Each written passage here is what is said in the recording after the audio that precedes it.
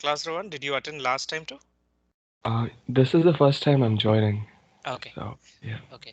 So last week we had the intro session, so you didn't miss much. And anyways, we have the YouTube videos too. You can go through it. I'll just briefly introduce what we covered, introduce you to what we covered last week, and get going with this week's session. Okay. Sure, sure. Okay. Just give me a minute. I'll get the.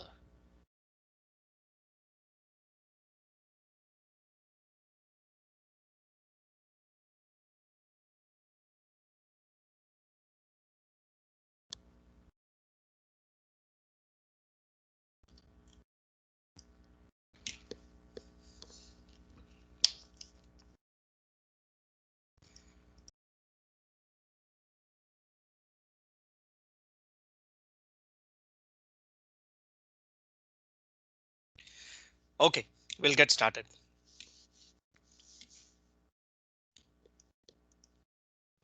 I'll share my screen. You let me know once you're able to see it.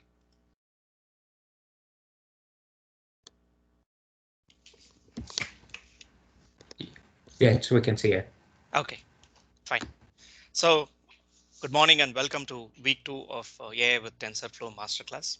So before I get started with week 2 topics, what I will do is I'll just start with what we had discussed in week 1.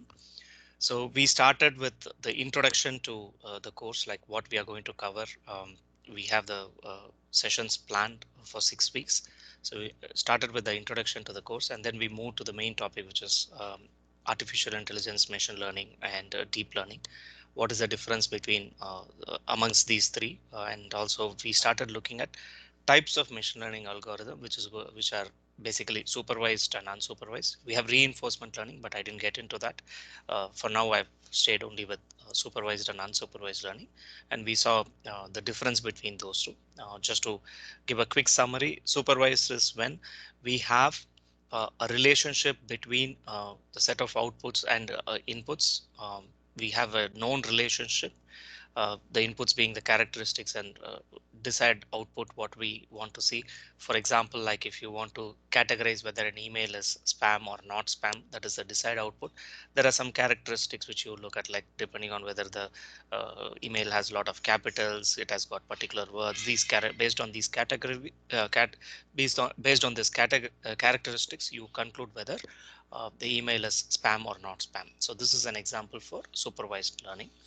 Unsupervised learning, you have the characteristics, but there is no desired output or something like that. You try to make sense of the data which is present, like what you would want to do with the data. For example, like you want to cluster the data, you want to do a market segment analysis, like you have characteristics of consumers or customers. So you, depending on what their income is, what their spend pattern is, you want to categorize them as high spending group or medium spending group or low spending group. All these things can be done. So you basically try to make some sense of the data in an unsupervised learning. And then we also saw what were the different types of data sets. I've included the slides here. We'll start with uh, the the model building process, which I introduced you to last week, and cover data sets briefly, what we had seen last week. And then I will move to the topics for this week. So So this was the model building process which we had discussed last week. So quick summary again, what we need to do is we should first look at what problem we are trying to solve. So the definition of the problem is very important. Like without knowing that, if you proceed, you will not know, after all the steps, you might not get the desired conclusion. So if you might, it might, when it comes to machine learning model building, you will be faced with like a real world example where the customer might not say, I need the model to predict this. He will say what his problem is. How we apply our knowledge, machine learning knowledge, to understand what he wants and then define the problem properly, take it through the model building process, and then look at the solution is how we should approach. I think this is applicable for any application which we are building, like any IT application. Your business user might not explicitly say what the problem is. He might only say that, okay, this is what I'm trying to sorry, he might explicitly say what the problem is, but how do we make sense of it and transfer it to what machine learning model statement we'll have to have is something which is in our hands. So that has to be properly defined. And then based on that, what you do is you look at hypothesis generation. So you can say that, okay, these are the areas I need to look at, and this could be the relationship between this area and this problem. Generate hypothesis, and then based on the hypothesis which you have generated, you can look at sources of data collection. The example I'll give you is, say for example, if you have a problem statement. See, I'm spending a lot of time in a retail area. I'm spending a lot of money and effort in stocking items so that I can meet the demand of the people. So here, this is the broad level problem statement that is provided. So if you dig a bit deep, what you might need to do in terms of machine learning model will be predict like what the demand will be so that you can stock the required items. And when I say stock the required items, it's not going to be overstocked or understocked, because your model has to predict it properly. That is the problem definition we come to. Predict the demand for say for example for the next 2 weeks in a particular store, so that you can stock the required items. That is the problem definition. But if you look at the first broad level statement which was given, they are talking about like, I'm spending a lot of money, you know, you know, preparing my store for, meeting customer demands. That's a broad level statement. So based on this, you try to find the hypothesis what are related to the demand. For example, you say when there is a promotion running, I will have this particular item which will sell at a higher price.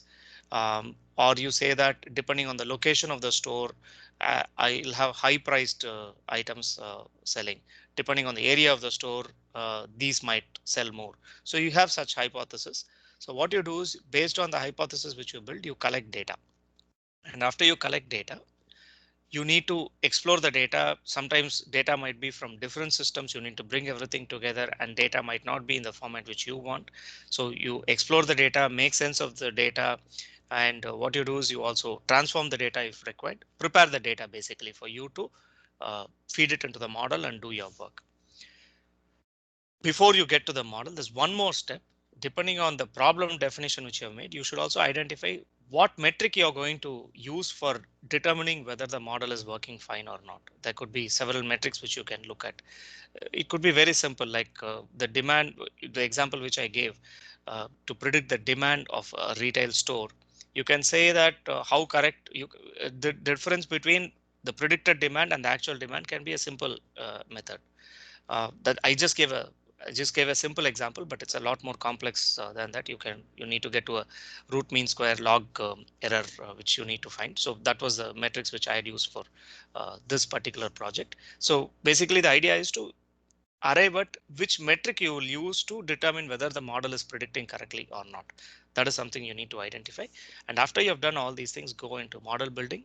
And while you're doing model building, there can be different approaches you can try. Say for example, if you're looking at regression models, you can start with linear regression. This logistic regression will not be applicable for the retail demand prediction, but you can look at regression, linear regression, look at random forest, whatever.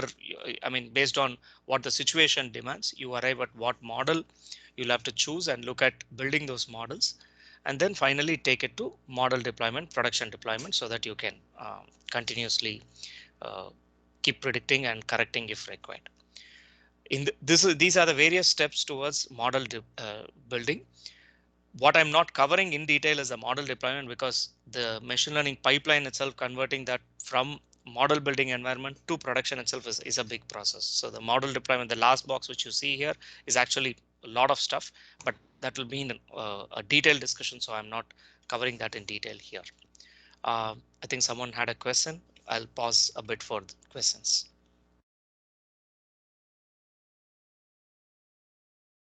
No? Okay, fine. If there's no question, then I'll proceed with the next steps. So these are the various steps in model building. And in this, what we are going to do is, now we are going to get closer to the actual model building, right? So data sets. When you have data sets, like what do you do with the data?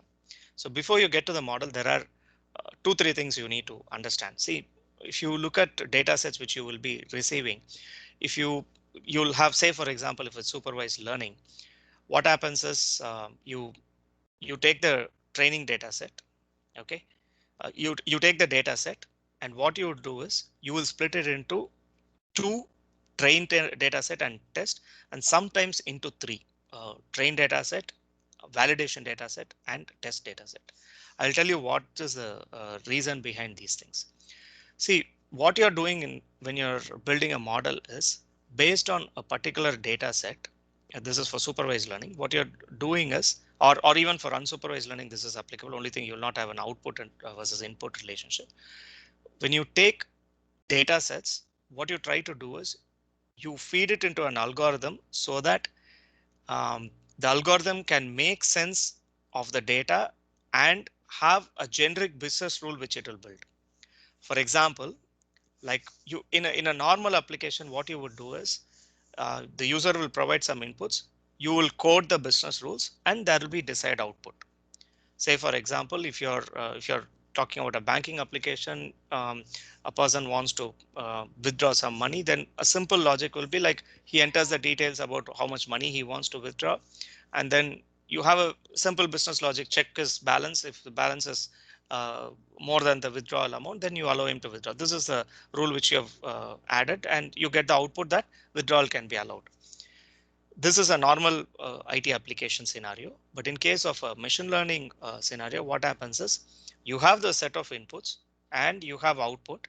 You're trying to make sense of the relationship between input and output and develop the business logic so that that business logic can be used when there is a new set of input and you can get the desired output.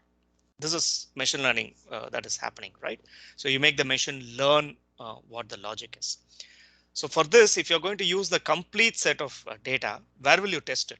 You will not be able to test it in real world, right? It's not that like any development cycle, the first time you test it, you're not going to get a lot of stuff, right? So you might have to undergo a cycle of making some changes in the model, testing it, making that some more changes in the model till you get the desired output. So what you do is you get the data set, you split it into train and test. Like I'm just giving a simple example. I'll go to a simple example, but I'll go to validation a bit later. So what you do is you split it into train data set and test data set. And in the train data set, what you will do is you will take the set of inputs and outputs and make the model learn based on that data, develop the model. And in the test data set too, you have the set of inputs and the desired output, like the actual output which is there. So you have that. You've built the model. What you do is you feed the input from the test data set and see how your model is predicting with respect to the outputs. So you at the end of doing the testing the model using the test data set, you will have the predicted output which is from the model, and you will have the actual output. So you can compare and see what is the level of accuracy you're getting, or in terms of metric which you have defined, what I mentioned in the previous step, you can see what can be how good your model is. So that's the reason you split it primarily into train and test data set. There's something else which I have introduced here, validation data set. Why do we need that? So usually what happens is when you want to say my model is, say if it's an accuracy is the metric which you have chosen.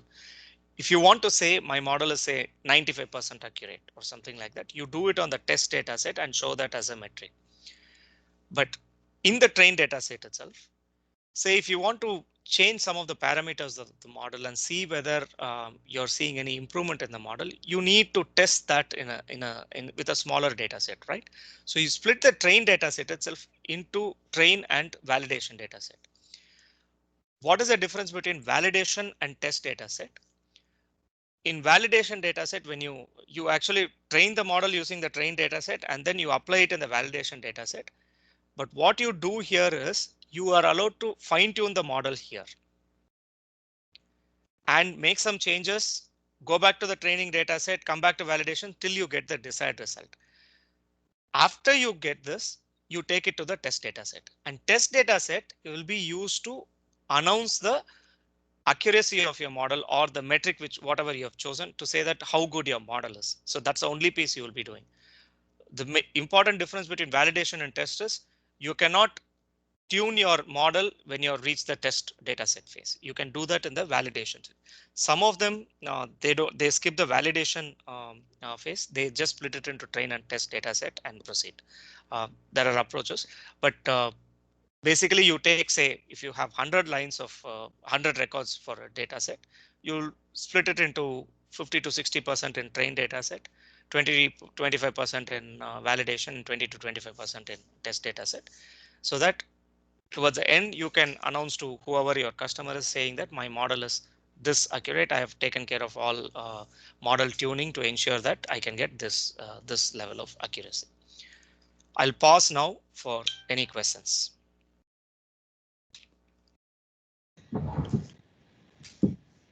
Hi Harsha, this is Sean. Hi, Shan. Is there any percentage, or it depends upon, like you said, the ratio 50, 60, 20, 25, it stays same, or it depends upon the type of machine learning project?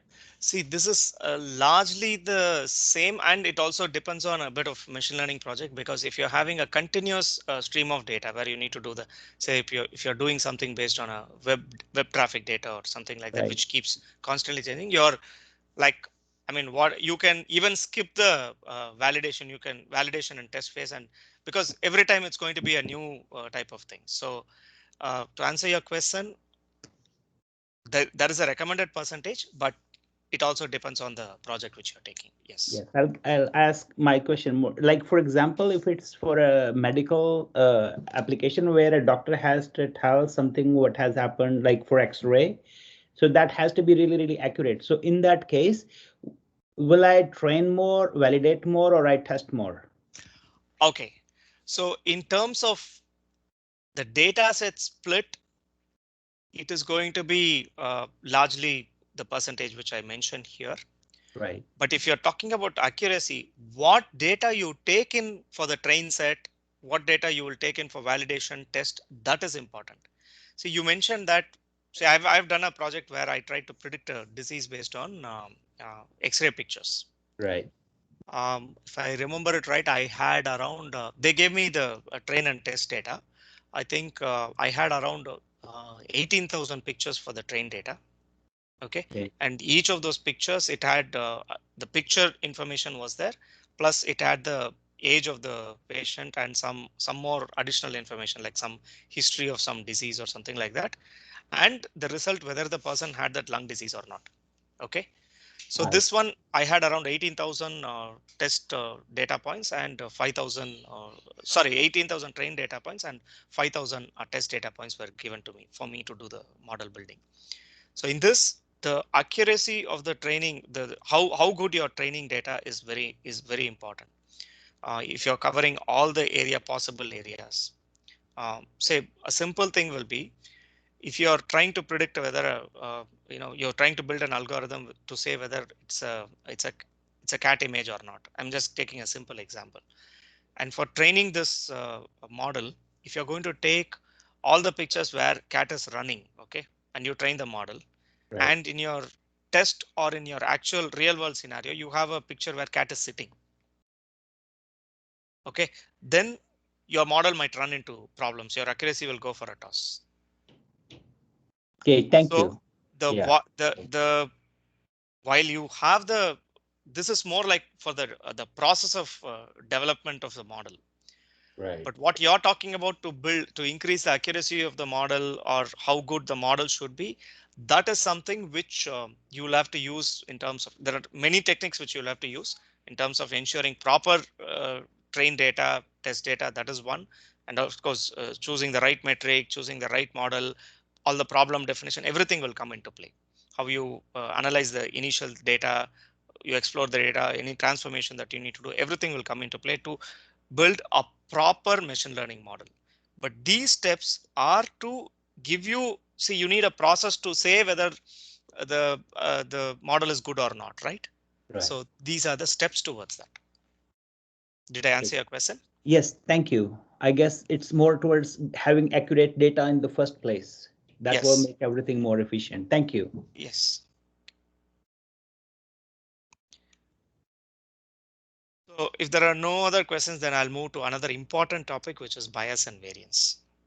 Okay, so this is also with respect to the explanation has to be with respect to the data split, which I spoke about, and also the cat picture example, which I mentioned. So when you build the model, what happens is you try to fit the model parameters in such a way based on the data which you have received, right? And as I said, you train the model with the trained data, as the name suggests. So what you can do is you can build a model in such a way that you don't cater to all the data points in the trained data itself. Like you just have it, it's not intentional, but it can happen. So when that happens, what you're doing is you're underfitting the data, which means you're not fitting you're underfitting the model, which means you're not fitting it to the data which has been provided in the train set itself. This is called as high bias situation. And after this, you have the other side where you have taken the trained data, okay, but you have built the model in such a way that it meets uh, all the demands of the trained data, that is the training data, that is you overfit the model to suit the training data. So that is called as high variance or overfitting. Something between these two is the optimal fit so that it performs reasonably well in the trained data and later in the test data too. So how you will notice this is, so the example which I gave. So you need to identify whether a picture is a cat or not. Okay. And for doing this, what you do is you collect as part of training data, you collect pictures of cats. Okay. And when you're collecting this, what you do is you collect, as I mentioned, uh, pictures of cats which are running, and you train the model to identify whenever it sees a cat which is running, it will be able to identify it properly. Say for this is like, yeah, let us assume for the time being that you have trained it so much that it sees, the model sees any picture which has cat running, it identifies it properly. What I'm saying is it has been highly trained to identify a cat running. But if you look at the problem statement, we are saying it is to identify cat in the picture, not cat running in the picture. Uh, uh, but unfortunately, your training data has only running cats. So in this case, what happens is you have actually overfitted the model where you're saying it is like if these are the data points, I'm just giving a visual representation of data points. If these are the data points which are there in the training data, what you have done is you have developed the model in such a way that this is the output line which you have generated. You've developed it in such a way that it fits each and every data point in the training data set, which means like an analogy will be or comparison will be like cats running.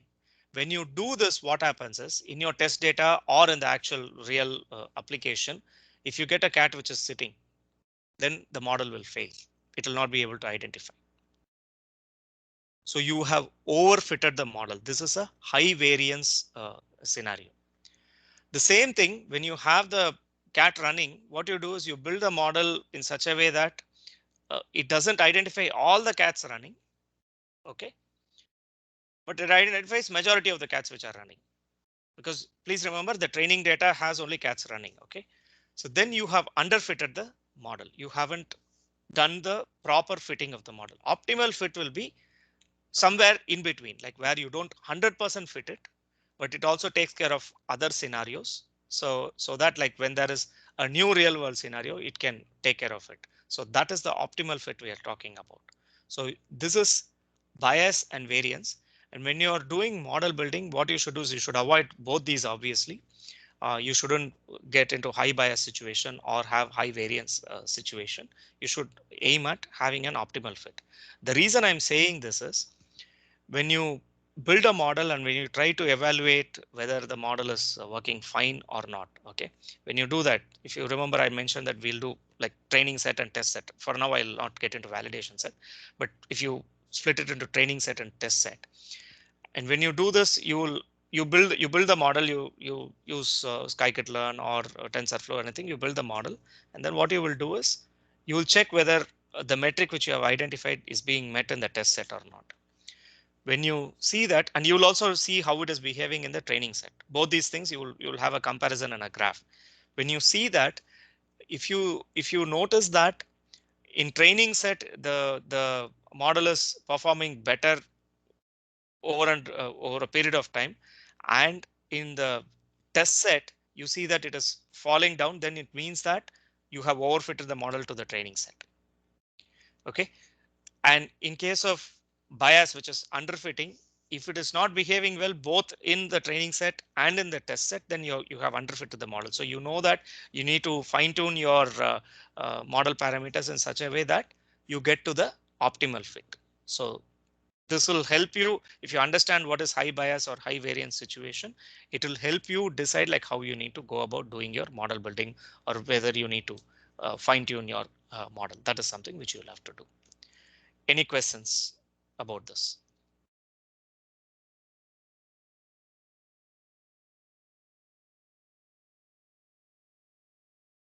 I'll take that as a no, and I'll proceed to the next one, which is actions to tackle bias and variance. OK, so what happens is we look at what will fix high variance, what will fix high bias.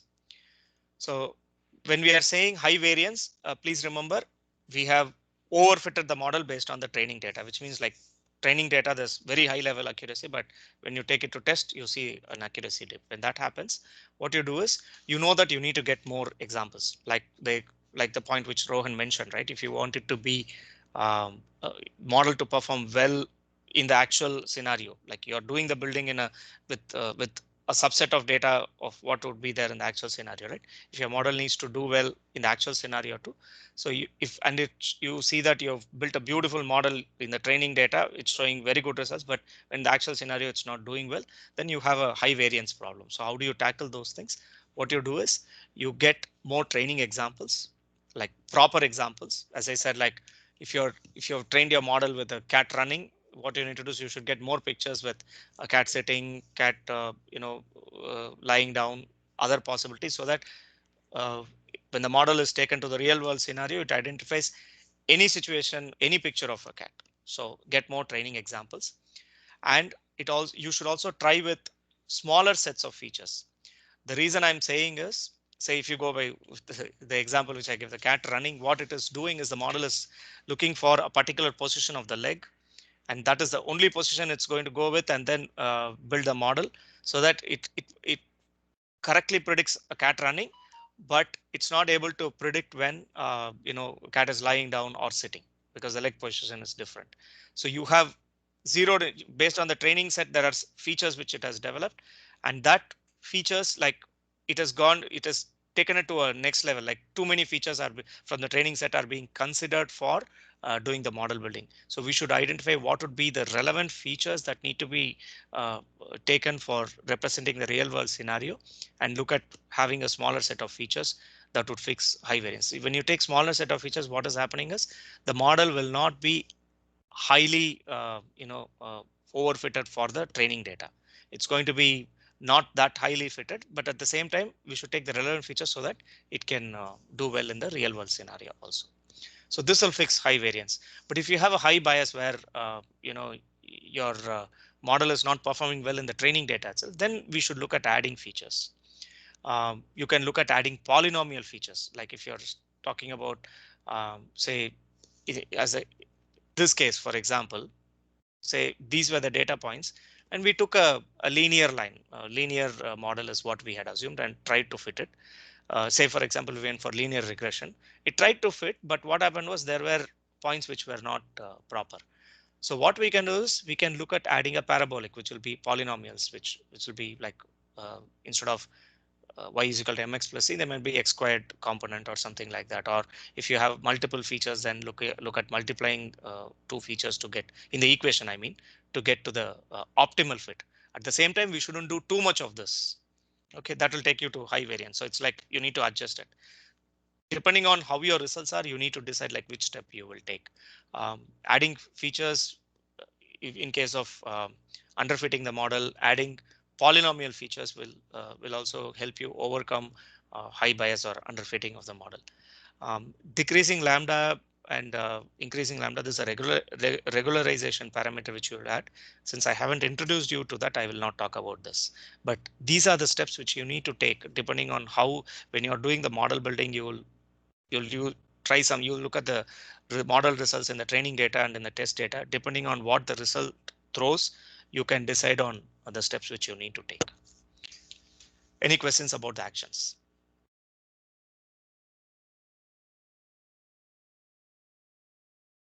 Okay, I'll take that as a no.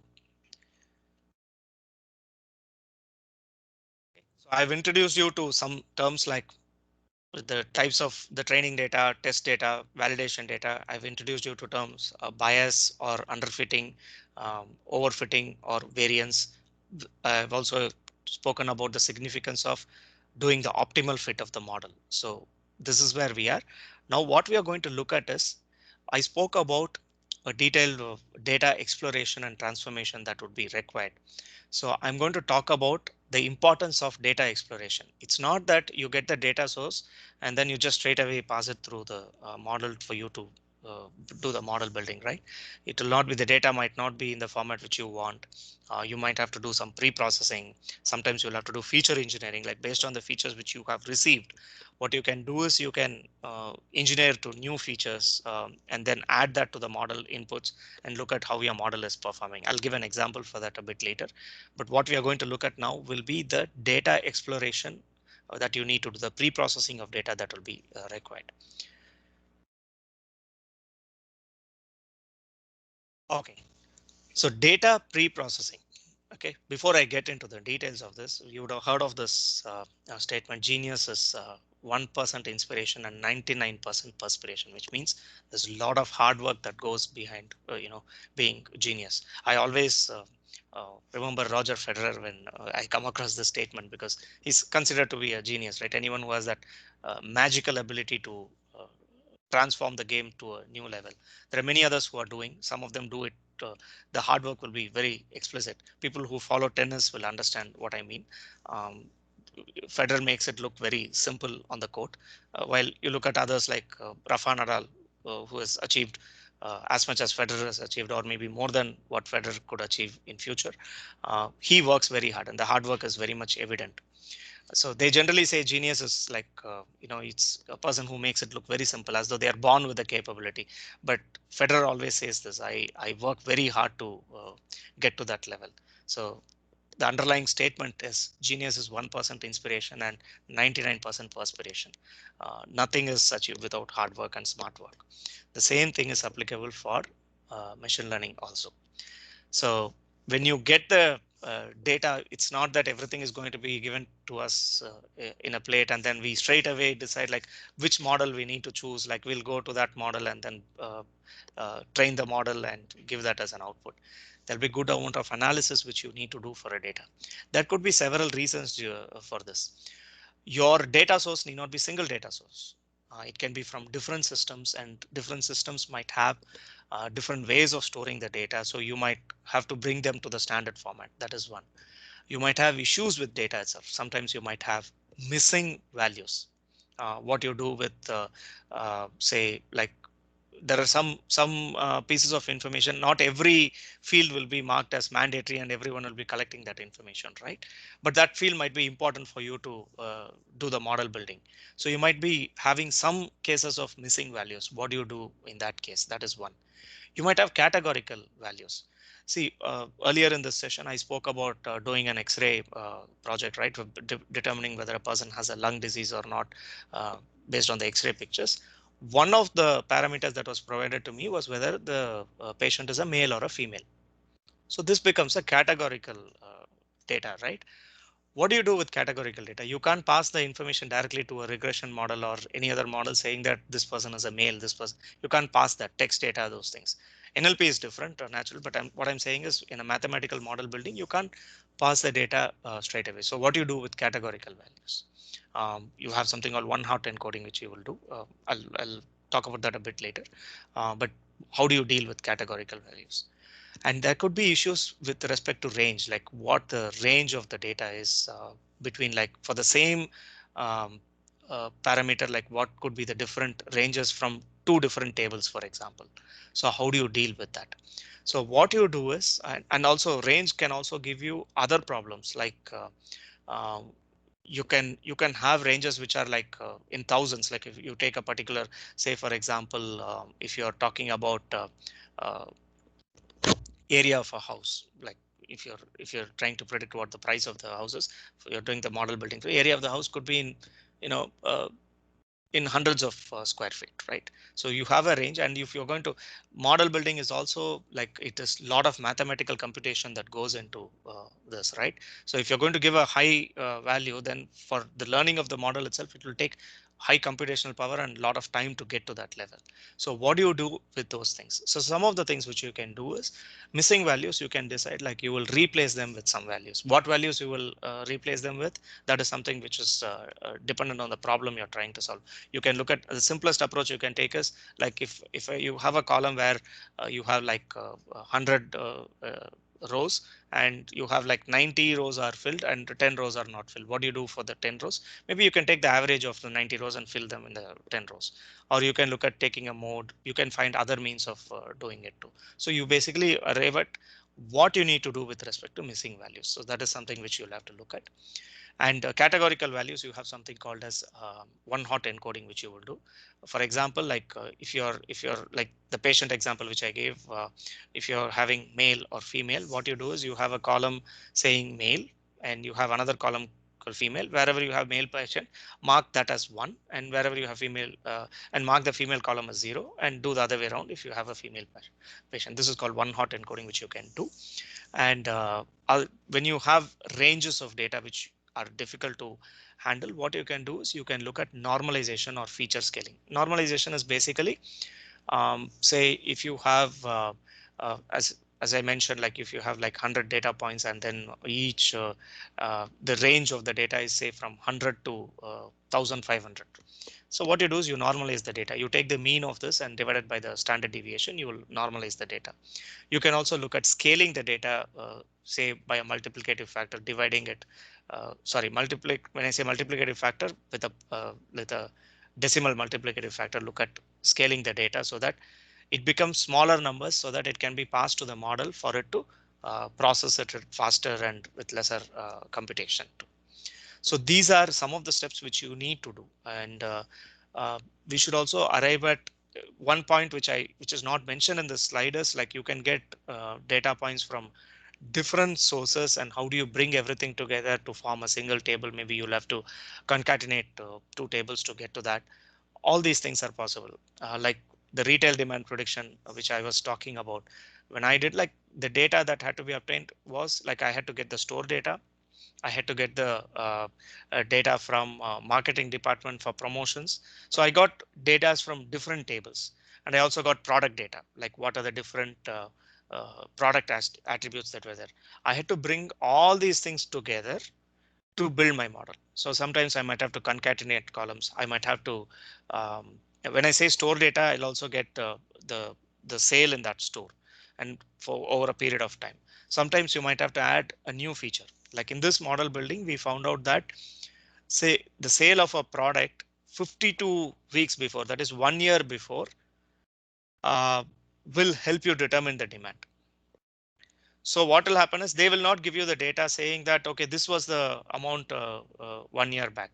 You need to do the computation. They would have given the data for 2 years. So what you need to do is, say, for example, if you're talking about this week, what you do is you go 1 year back and look at the data and create a new column. Use that column as an input for doing the model building. So you might have to do some feature engineering also. So that will also come under data processing, pre-processing step before you go to the model building. But these steps are very important for you to ensure that the model is built properly.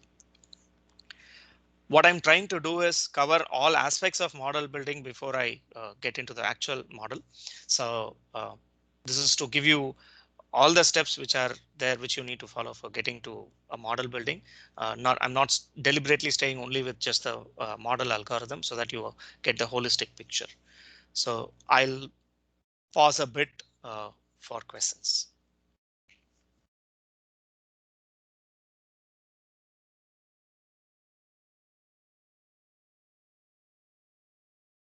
Okay, I'll take that as a no. Looks like either it's holiday mode or I'm very clear in my explanation. One of these. Harsha, one question. Yes. So basically, this pre-processing need to be done for the actual data also, right? Like you build the model and you have all the validation, train, and everything done. But let's say you're passing a real data to test the model. So not like test, like to get the actual value, then also you need to do that. Right? Exactly. Good question. This is the pipeline which you'll have to build. That's a very good question.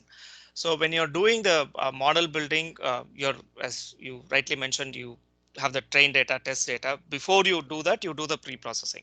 But whatever transformations you have done for doing the model building, you need to do to the actual building, actual data which is coming in before you pass it on to the model to do your prediction. You need to do that. That's why the model deployment is not just deployment of the model algorithm alone. It is also all the transformation steps which you need to do before you pass it on to the model. That should also be deployed so that when the real data comes in, the transformation is done, passed on to the model, and the model gives you the desired output. Did I answer your question? Yeah, thanks. Yeah. Okay. Now I'll talk about model evaluation. See, I mentioned about this step, right? So where before you go to a model building, you should also know what you're trying to achieve in this model.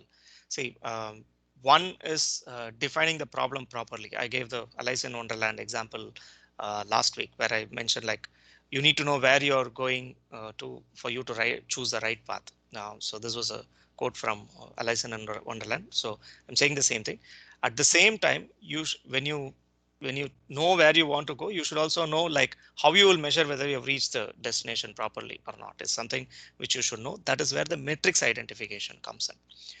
So for that, I'll give you some examples. So when you're doing the actual model building and you want to know whether your model is good enough or not, you need to know how you will compare your models, right? What will be the metric which you will use for concluding whether your model is good or not. Okay, say I've given examples here: root mean square and confusion matrix. Root mean square is for you know a linear regression type of example.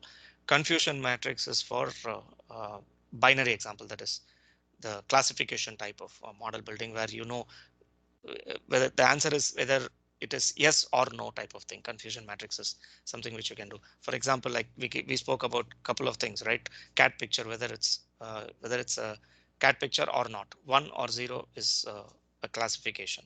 The person has a disease. I spoke about X-ray case. So whether the person has a disease or not is also another example. So these are all classification examples.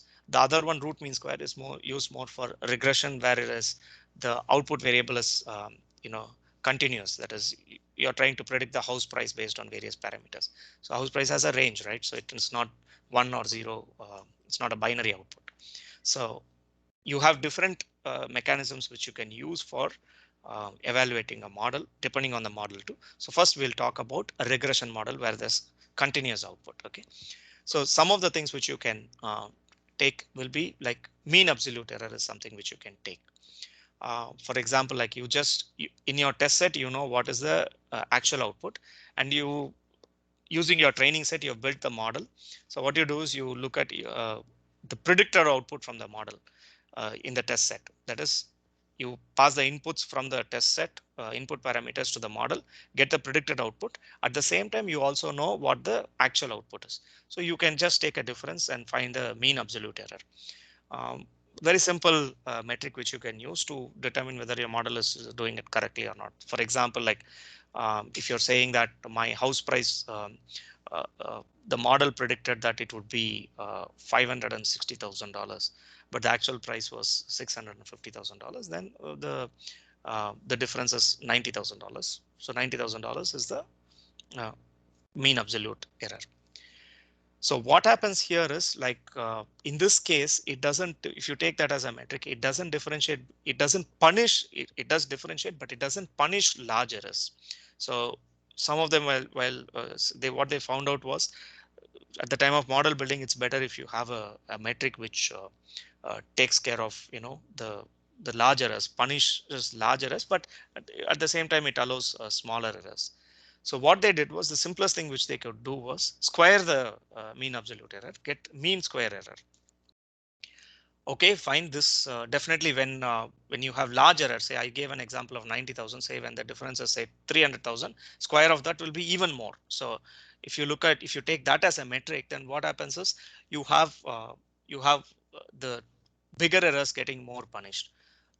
It seemed okay, but only issue was when you take 90,000 and 300,000 dollars, what happens is when you square it, it becomes dollar squared. You're not able to get the but you're trying to predict dollar. You're not trying to predict dollar square. So there is unit mismatch. So what they did was other simple way was find out the root mean square error for prediction. That is generally accepted as a good metric for regression analysis to see whether root mean square is within limits for the model building. Even this had some problems in I'll tell you one experience which I had the same retail demand prediction. Say what we were trying to do was predict the right demand for a particular item in a store, and there can be several items and several stores. Everything comes into play, and there can be other factors to product size, product category, promotion running. A lot of things can come into play, but you try to predict what the demand will be, and the goal was to ensure that you don't you stock the right amount so that you meet the demand properly, so that you don't waste money overstocking or lose money understocking. And in this case, what happened was there had to be a difference between understocking and overstocking uh, because the impact was not the same. If you're going to overstock, you're actually losing. If you're overstocking and people are not buying, and there is amount related to maintenance of that stock, and after if it's perishable items, disposal of those things. But in case of understocking, what happens is you just don't meet the demand. You lose some money, but what happens is you don't have additional costs which are coming in. So you had to depending on which direction it is in, whether your demand is your predicted demand is more than the actual demand or less than the actual demand, your impact was different. So in this case, root mean square doesn't take the direction into account, like which side it is going. It's like it's the absolute error taken and then you take the root. So what had to be done was we had to take the log of the root mean square error, the error log, and then use the logarithmic scale for us to arrive at right thing. So it was logarithmic mean, root mean log squared error was what was taken as a metric. I just gave an example where it was slightly different. It was also to convey. See, your metric determination will also depend on the problem which you're going to solve. That is an important point which you need to remember. But these are some of the metrics which you can look at. That is for regression. I'll go to classification where I mentioned like whether in case of cat picture, whether the picture is a cat or not. Okay, or when you're looking at predicting a disease, whether the person has a disease or not. What you would do is say, for example, you have the predicted outcome. In this case, I've taken spam and not spam as example, classification of emails as spam and not spam. You have the predicted outcome and you have the actual outcome. This is what is called as confusion matrix. So in this, there are few things which you can look at, like for example, you look at accuracy, which will be like simple logic will be correct prediction divided by total prediction, precision, and recall. This is something which you will which you'll have to. This is other metrics which you can use. What proportion of positive identifications was actually correct? So what you do is this is what is called as, okay, before I get there, if you look at the confusion matrix, what happens is this is the predicted value. That is, it is predicted that spam is 31, not spam is 1. But the actual is actually the spam is here, not spam is here. You have spam is 32, not spam is 15, 5 plus 13, 18. But here it is slightly different. The prediction is different. So this particular cell is actually it matched the actual outcome and the predicted outcome. Even this particular cell it matched. That is, you have 31 plus 13. Okay, so this would be 44 out of how much? 50. There were the predictions were correct. So that is what we found out by accuracy. But in case of this cell, okay, The prediction said it is spam, but the actual condition is it's not spam. So it is a false positive. The predicted model, the model prediction said it is spam, but the actual thing was it was not spam. And here I'm finding that as a spam is the positive result which you are looking at. So this is a false positive, which means the actual result is different from the positive prediction which was made by the model. Same thing here. Here, if you look at it, it predicted as not spam, but actually it was spam. So this is false negative. So you have false positive and false negative, and you have the actual corrected predicted value. So combining these things, you form the confusion matrix. Out of this, you look at precision, which will be the true positive divided by, you have this as false positive. This is going to be true positive, right? True positive divided by true positive plus false positive. So in case of precision, it's going to be 31 divided by 31 plus 5.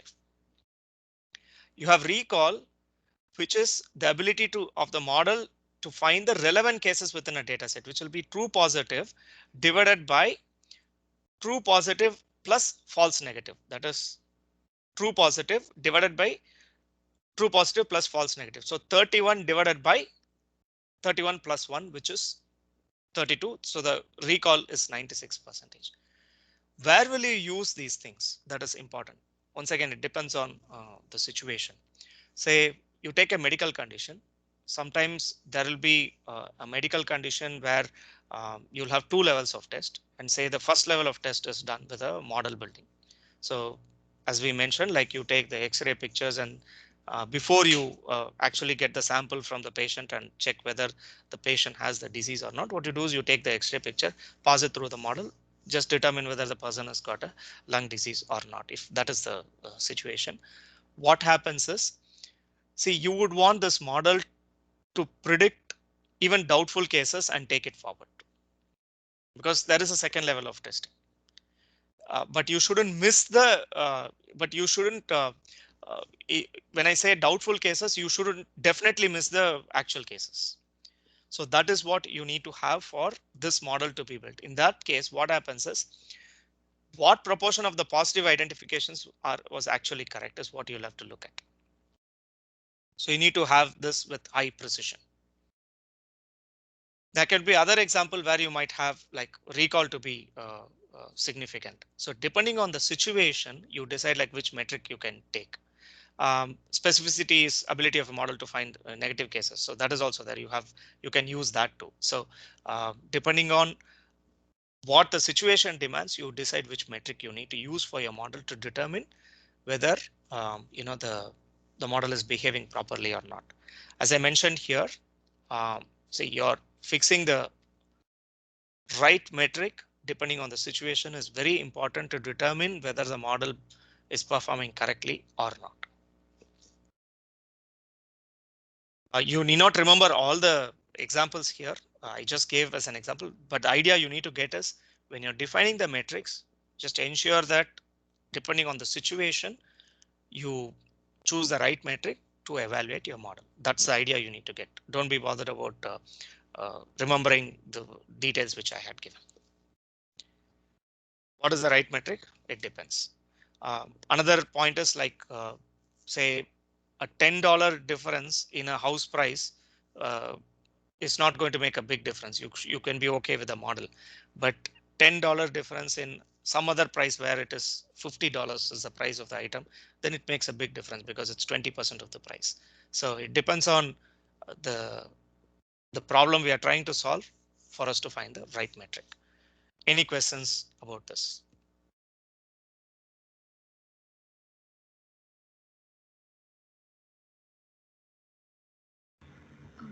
Harsha? Yeah. Can you please explain that false positive and false negative concept alone just once? Okay, I'll mention it, but it's not something you need to understand it right now. I'll share the slides. You can understand it too. I'll explain it once.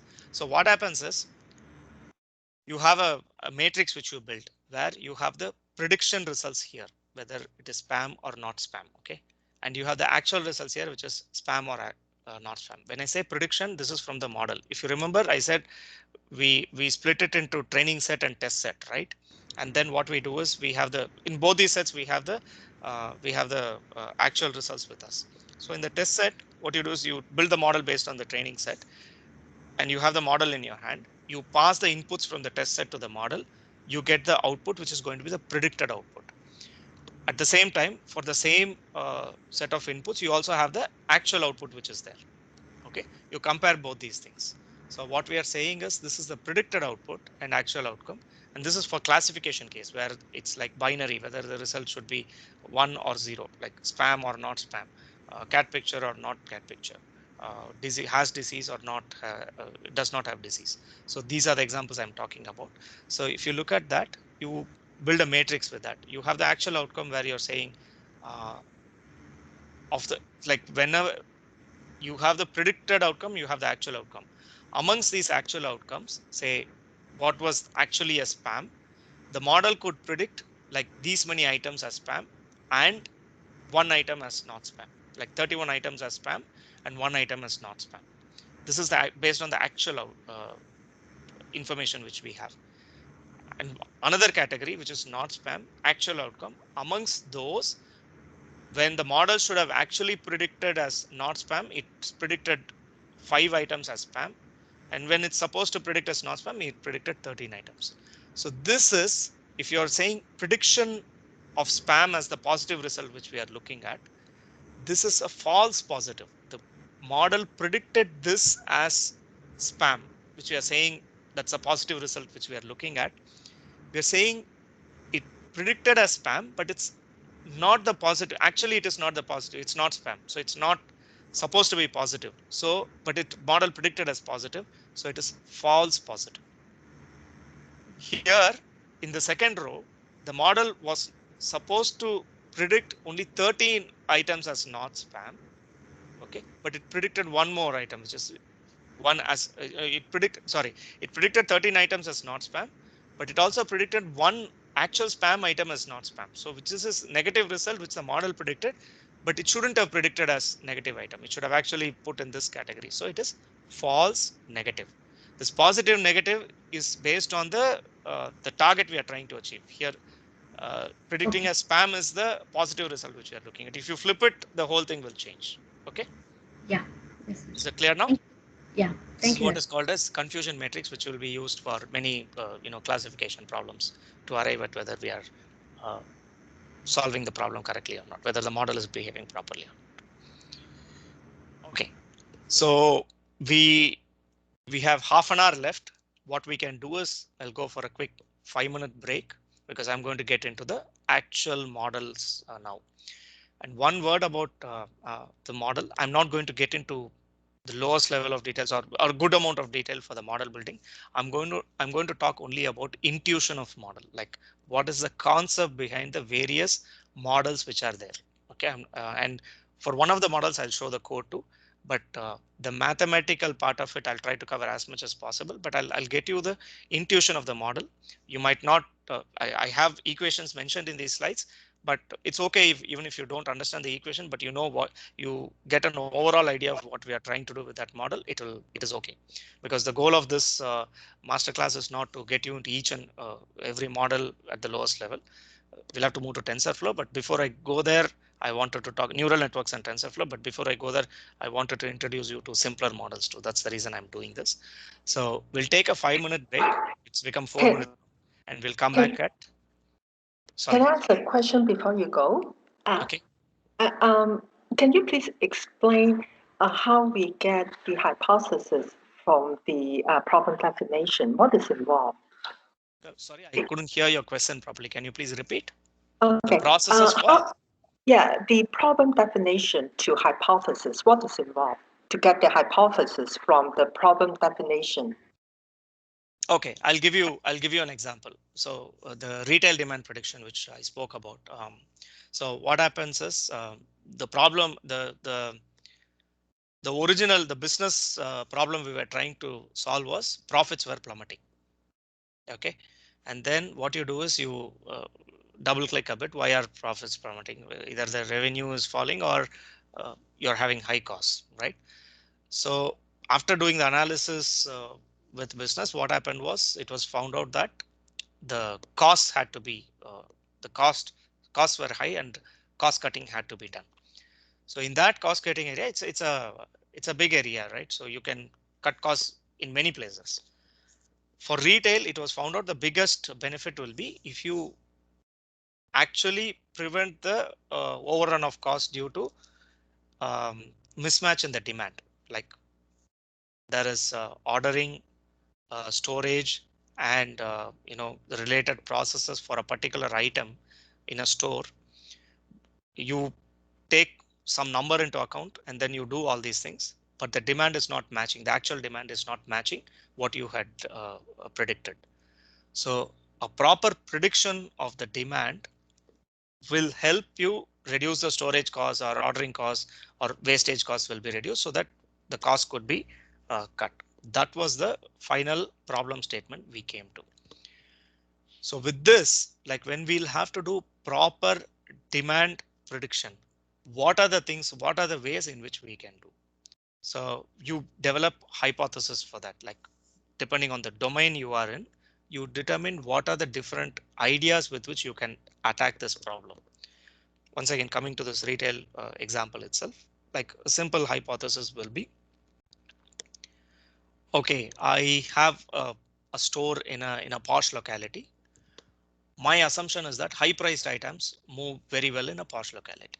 That's a hypothesis which I have. Another hypothesis could be whenever there is a promotion, that particular item sells more. That is another hypothesis. Third hypothesis could be, say, when I have a store which, say, for example, branded items for a particular item sell more than non-branded items. These could be the ideas which you can generate.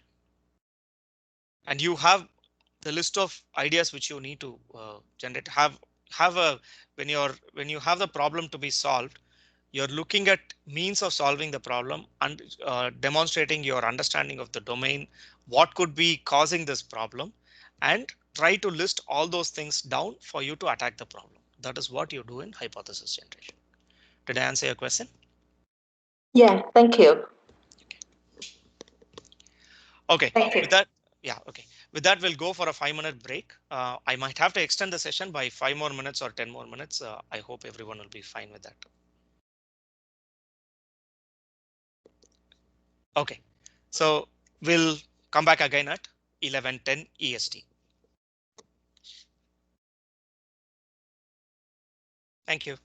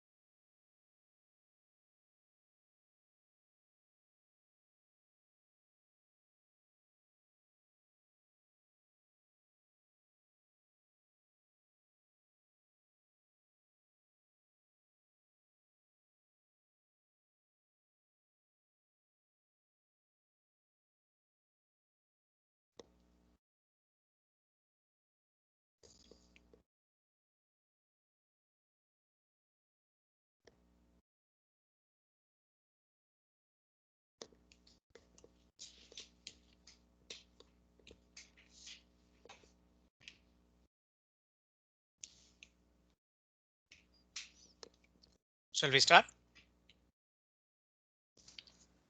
Yes, sure, Harsha. Okay. Okay.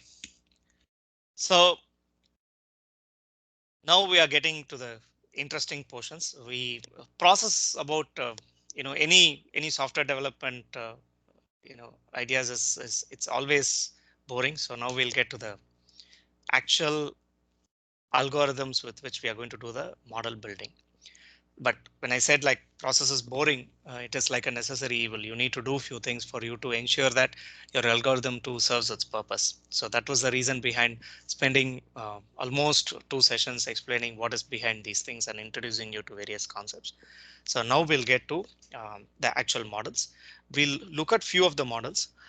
Initially, I had thought like I'll cover a lot of them, but I'll see how it pans out, because the next few weeks I have some plans, so it shouldn't clash with that. I'll decide depending on how we are proceeding today what models we'll have to uh, get to. So what I would like to definitely bare minimum cover will be linear regression, logistic regression, k-means clustering, the clustering mechanism. So the first two are supervised learning mechanisms. The third one I spoke about is clustering, as the name says, it's unsupervised. And I'll also go back to supervised, which is decision trees and random forest. I'll just introduce you to these things.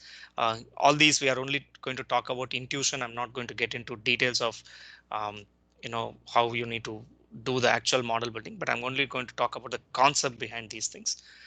Slightly as much as possible introduce you to cost function and what is gradient descent, those things, get some basic concepts too, so that later when you come across those terms you can understand it better.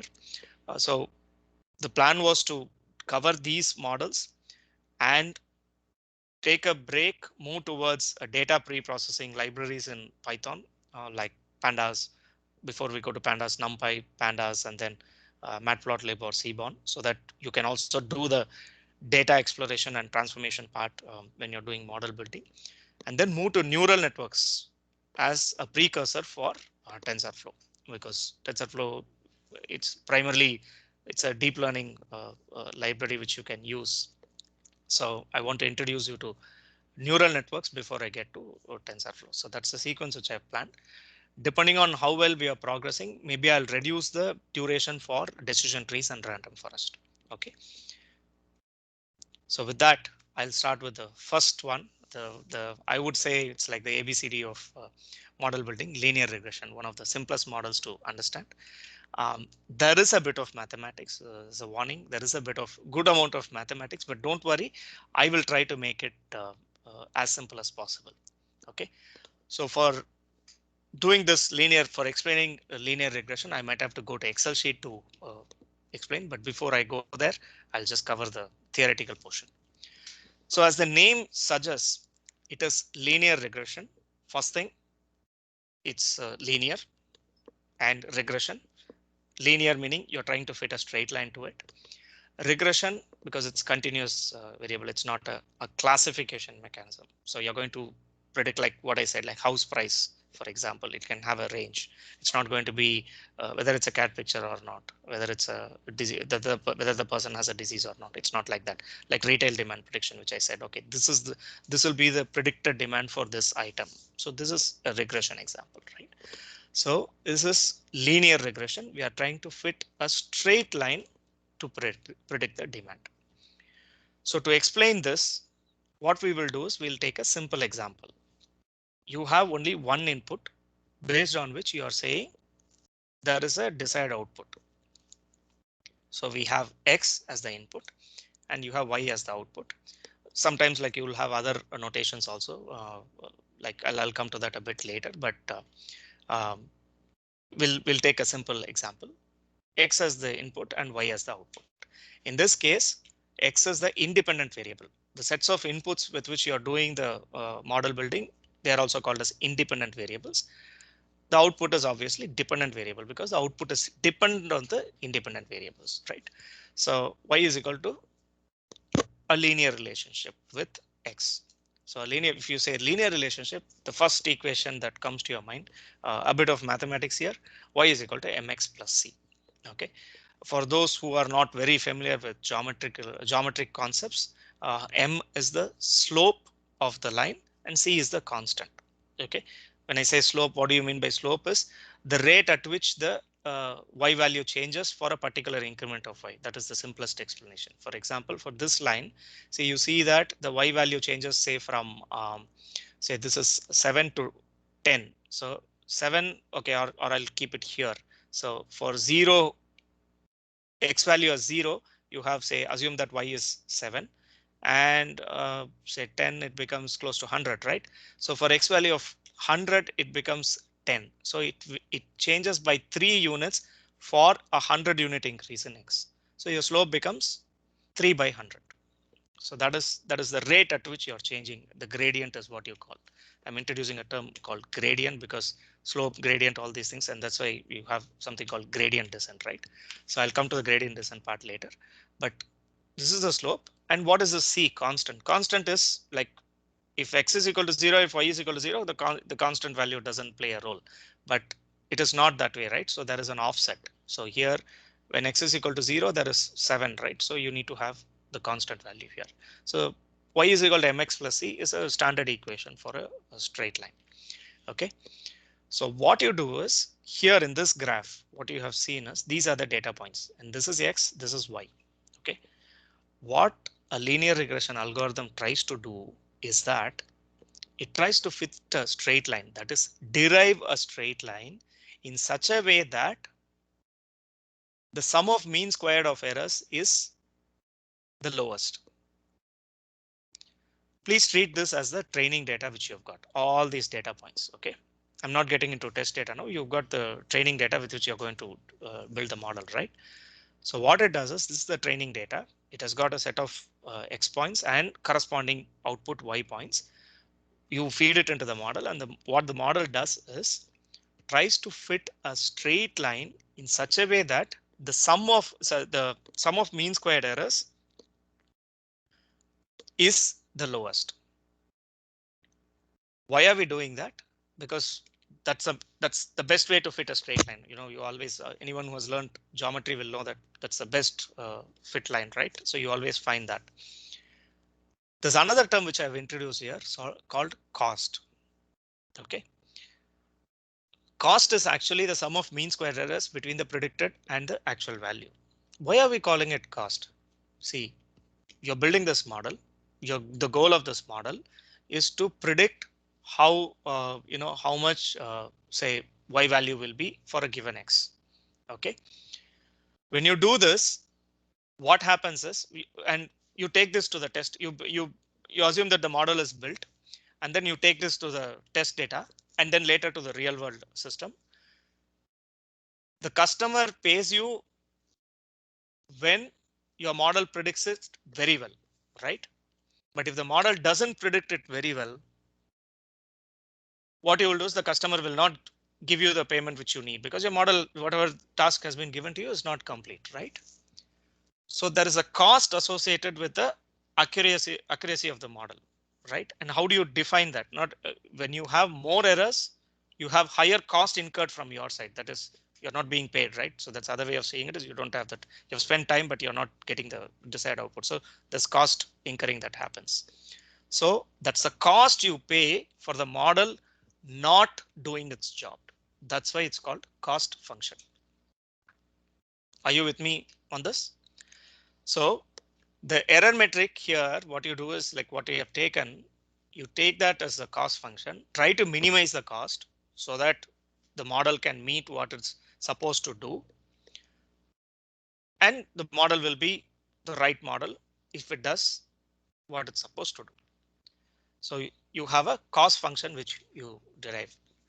For a linear regression, as I said, it is the sum of mean squared errors between the predicted and actual value. This is one of the things which you can take because we have assumed the metric to be mean squared errors. OK.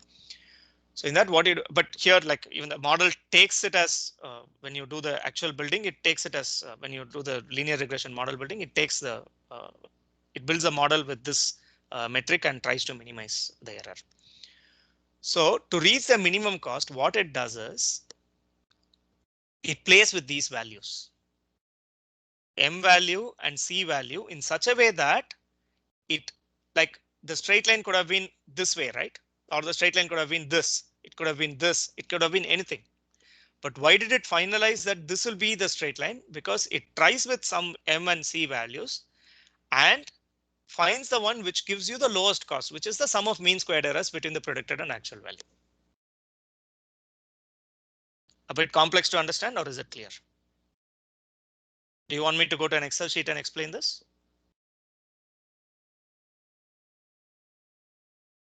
Okay, for a change, I'll take that as yes. I usually take silence as no, but for a change, I'll take that as yes. I'm sorry, I'm not able to, since I'm sharing my screen, I'm not able to see the chat messages. So if someone is saying something, okay, I'll quickly check that. Hey, Harsha, this is Sean, and I typed, can you please explain? So thank you for taking that as a yes. Okay, fine. Normally I don't take that as a yes, but okay, fine. This time I'll take it. I know that's a complex topic. So you have a lot of graphs. Don't be overwhelmed by that. This is a scratch pad, so I've just put it everywhere. So what you need to understand is this is the value which you've got. Okay, so set of independent variables and a dependent variable x and y. Okay, what we said was we will develop a linear model which is going to be linear regression. The equation is y is equal to mx plus c. And what happens is here you have these are actual values. Okay, not predicted values. These are the actual values. What you get from mx plus c is the predicted value. Okay, so what the model does is it starts with some value of m and c. Okay, for the time being, for simpler explanation, I will take c to be 0. Okay, and I'll just play with m. And then later you should actually do it for both actually as a combination. But for explanation sake, I'll keep c to be 0 and I'll take m value. What the model does is first it does m is equal to 0.25. Okay, we know that y is equal to mx plus c. C is 0. So what you do is m is 0.25. So y is equal to 0.25x is what it takes. Okay, and then it does the computation, which will be the predicted value here. Okay, in this case, this is 1.5, but if I change this to 0.25, you will get the predicted value. Okay, so after you take the after you assume a particular m value, you do the computation. This is the predicted value. Now you know the metric which we have decided, right? Sum of mean squared of the errors. You find that out, which will be the cost for that model, right? I explained why it is called cost. So if I take m as 0.25, what it will do, sum of mean squared errors is 6.375. It takes, I'm not getting into the computation, but this is the error which you get. Next, the model changes that to 0.25. I've just given an example. There is a mechanism with which it does that is called as gradient descent. I'll come to that a bit later, but assume that the model changes the value to 0.25, and then it does the prediction for it does the prediction and calculates the cost function again. It's 2.833. Next, 0.75. It does it. 1. It does it. 1.25. It does it. 1.5. It does it. So now for different values of m, the model knows what are the different cost functions, cost values. That is sum of mean squared errors. Remember, the goal was to identify the line in such a way. When I say identify the line, define m and c in such a way that the cost is minimum. In this case, it is 0. Sometimes it might not be 0. It can come positive value. Those things will happen. So we should identify in such a way that this value is minimum. It will not be negative, obviously, because sum of mean squared errors. So it will not be negative. So in this case, it gets to 0 because I've taken a simple example. X is equal to or y is equal to x is what I have taken. So it does all these computations and it finds where the cost is minimal and ascertains that to be the straight line equation where y is equal to mx plus c, m will be 1, c will be 0, which is y is equal to x. That will be the model the system will build based on the data which you have provided here. And in this case, it is exactly matching. So your model will be 100% accurate, but in real world, it will not be that accurate. But I just wanted to explain the process that happens behind linear regression computation. That's the reason I have done this. Any questions?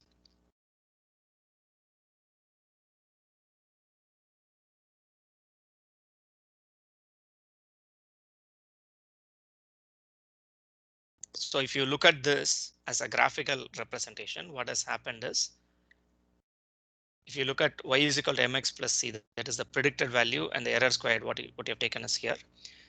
This is how it changes. And if you look at this, the cost function with respect to the m value which you have supplied, if you look at 0.25, it is here 6 point something, and it keeps coming down till it reaches 0 at 1 and then goes up after you increase. So the model knows that this is the point where I know my cost is the minimum. So I will go for the parameters of the equation at this point, which is m is equal to 1 in this case. So I will conclude that my equation is y is equal to x, because m is 1, mx plus c becomes, c is already assumed to be 0. So y is equal to x will be the equation that will be concluded. So this is what a model does when you supply the training data x and y. This is what a model does internally. Sean, have you understood?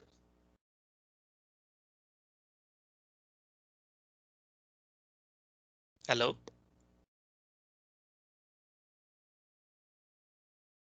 Yeah. There's a lot of silence. Do I have to repeat again, or is everything understood?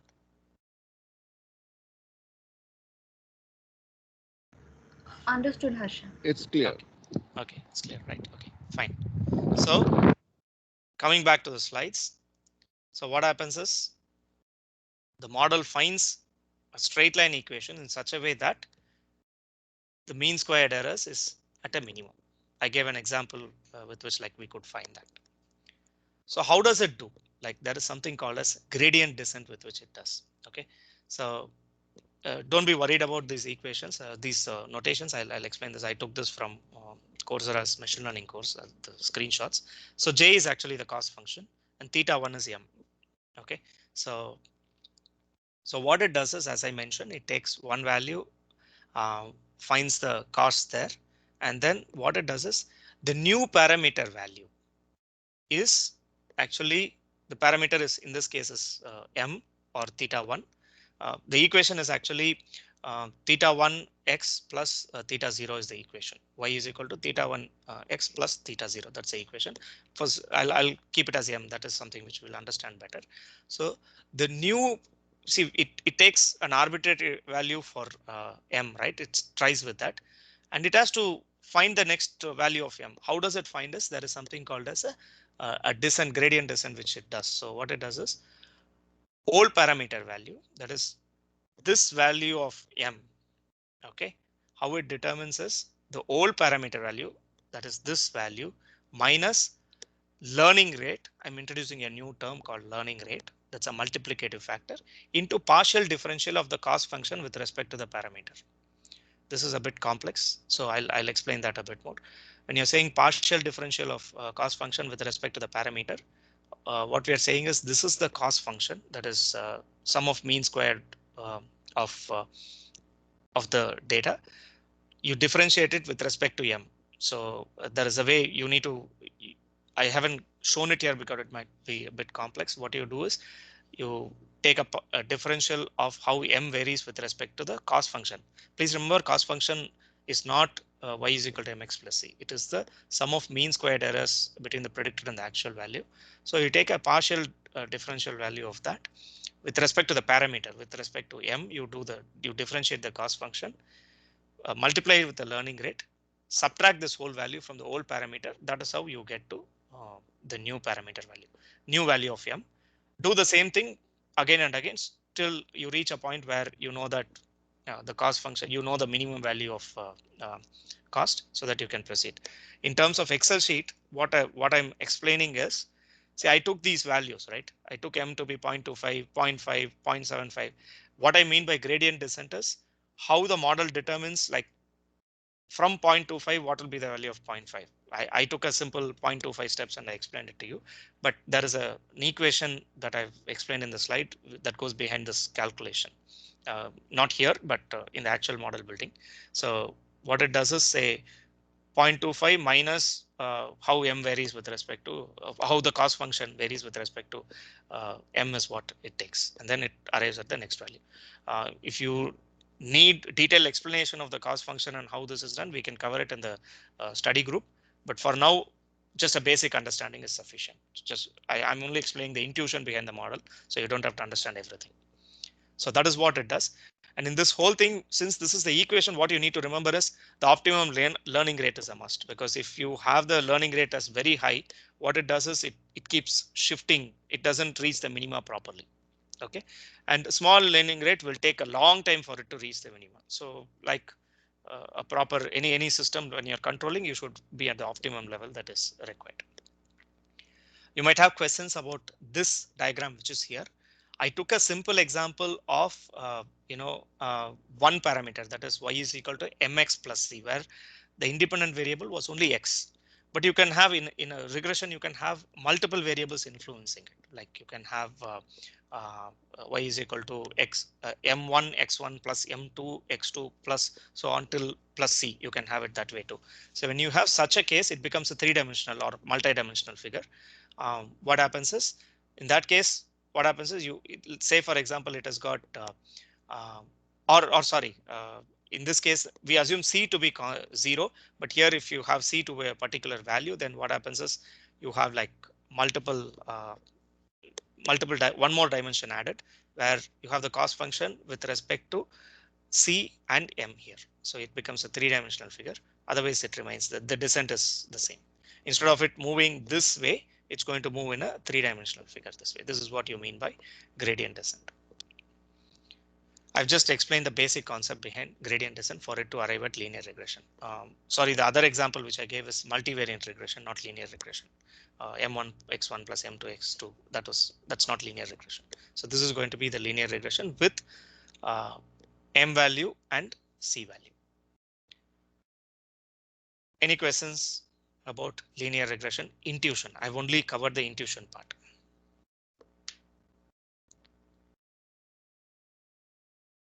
A quick summary. So linear regression is where a model tries to fit a straight line for a set of data points. Y is equal to mx plus c is the value which we can take. And the way it does it is it tries to minimize the cost of the function, which is cost function. It tries to minimize the cost function value. What I mean by cost is the sum of mean squared errors between the predicted and the actual value. So it tries to minimize it. It tries with an initial value of m and c, and then it keeps changing it in such a way with this equation, which is the gradient descent equation. It changes the values in such a way that it arrives at the minimum value for the cost, which is the sum of mean squared errors. And once you arrive at the minimum value of the cost, it finalizes the value of m and c for that equation and throws it out as a straight line, saying that for the given data, this is going to be the line of best fit, and that is linear regression. Are there questions? Sorry. Okay. Okay. So we are at 11:35. Actually, I wanted to get into logistic regression and clustering, but I'll park this for week 3. And before I close, there were a few who had asked for different roles in machine learning area. So I have a link which I'll share with you. It's from the medium.com. So there are several roles which are there related in this area, and what are the different expertise levels, what needs to be done, what are their responsibilities. It's very well explained in this article. So what I'll do is I'll paste this in the Teams link. You can go through that.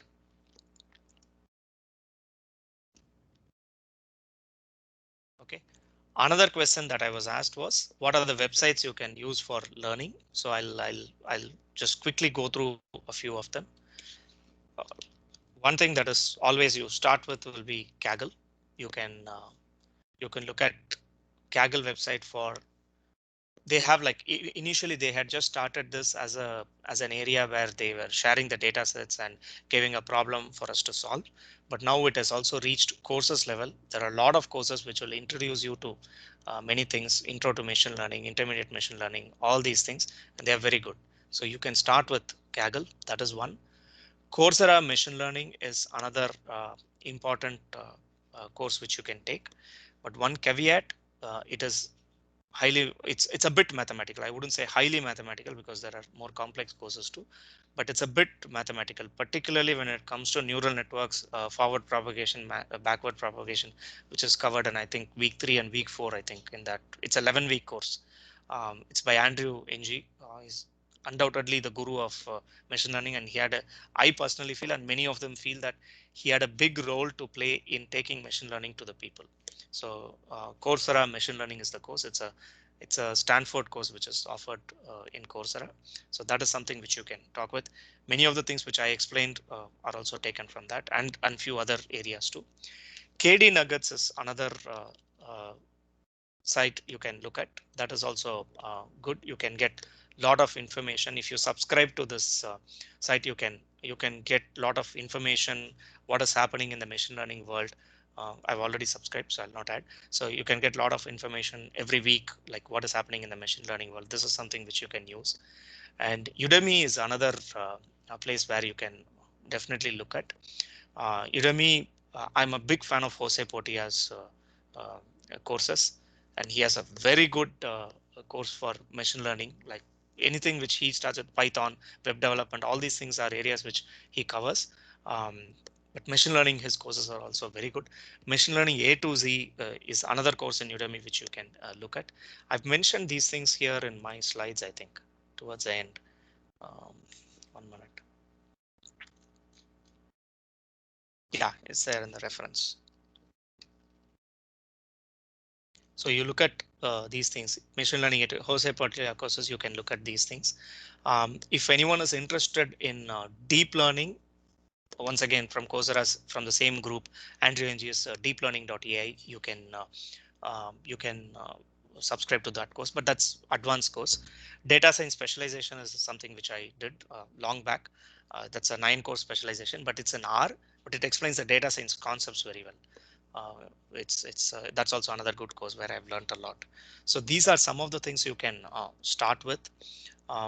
In LinkedIn, if you're okay, you can follow some of the personalities who are doing very well in this area.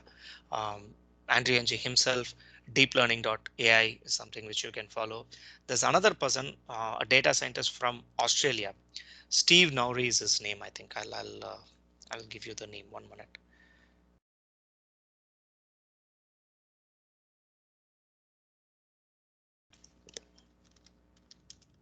He shares a lot of useful information um, about data science world. So there are a lot of posts which he does. He says that his goal is to make machine learning, data science popular. So he shares tons of useful information. If you follow him itself, you will get a lot of things in your LinkedIn post. Another website which I haven't mentioned in my summary or reference slides, but I found very useful, was Analytics Vidya. Um, this is India-based site. The site in terms of user friendliness is slightly like it can be improved, but I find tons of information which are very useful here, and the way they explain it is very nice. You can just subscribe to the free courses here, and they are very good. They explain the concepts very well. That will be a good starting point. Analytics Vidya is one such thing. I remember very well when I was first given access to this. It was starting. This was I think in 2016 or so, and now they have like added a lot of stuff.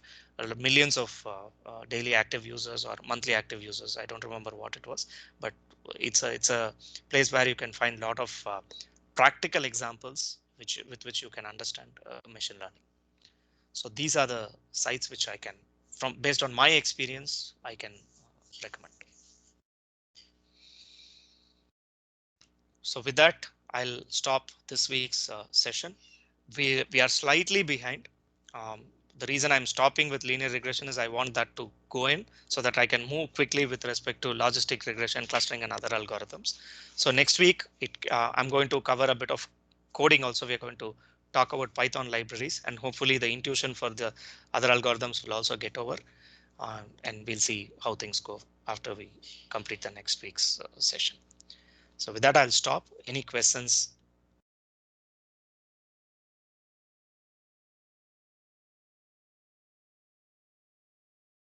Okay, I'll go back to my mode. I'll take that as a no.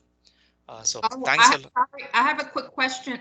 You Okay. mentioned Python, so is it anything we need to do to prepare for the next session? Like, do we need to review Python or read up on it more? That would definitely help. Good question. That would definitely help. I'm not definitely getting into basics of Python because I need to quickly show you the library. So a bit of familiarity with what the syntaxes will definitely help. I will say for me to introduce NumPy, I need to talk about the difference between Python's standard lists and then say what's the difference. So I'll briefly talk about that, but I'll be showing the code itself. So I don't want it to look very different. So a brush up of Python will definitely help. Okay, thank you.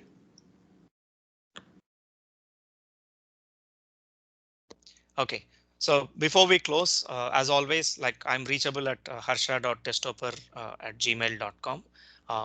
Any comments you have, please let me know. If you feel that I need to do something differently, please let me know. If you also have something where you want to point out what you liked, please send a note. It will help me a lot. See, we are all doing this together. So I might be missing few things. I might be doing few things well. So I would like to get the feedback so that I can do the required course corrections. So looking forward to your support. Keep me informed. And we also have a WhatsApp group. We are going to start the study group on Monday. So you can be part of those things and help us achieve the goal of this masterclass. So with that, I'll thank you for the participation and we'll have more interesting sessions in the next few weeks. Thank you, Harsha. Top notch. Thanks for everyone for taking your time and joining during this long weekend. You can contribute in many ways to help Testoper. A simple way is join in all the programs that we do, learn, and that's what we wanted you all to do. We also have another program on Monday. Every day, every week it happens 6 to 7, where not Monday, Friday, 6 to 7. It's called as Testoper Projects, where we want great brains like you to come together, meet friends, and form a team and build some awesome products and become an entrepreneur or give back the product for the community to help grow and things like that. So feel free to look at the Eventbrite and join in all our programs, and let's continue learning. With that, have a wonderful day, wonderful long weekend. Talk to you all soon. Bye-bye. Okay, thank you, everyone. Thank you.